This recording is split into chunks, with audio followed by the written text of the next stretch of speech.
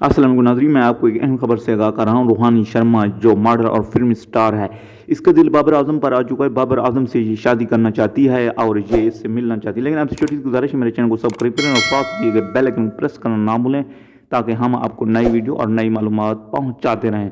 नाजरीन, इस मुख्तसर वीडियो की तफसीलात की जाने पड़ते हैं कि रूहानी शर्मा है क्या और ये क्यों बाबर आजम को पसंद करती है। ये कहती हैं कि बाबर आजम मेरी जान है, मैं इसको मिलना चाहती हूँ और इसी से अपने दिल का इजहार करना चाहती हूँ और ये मुझे पसंद आ गए हैं। बाबर आजम भी एक अच्छी लड़की और खूबसूरत लड़की की तलाश में है।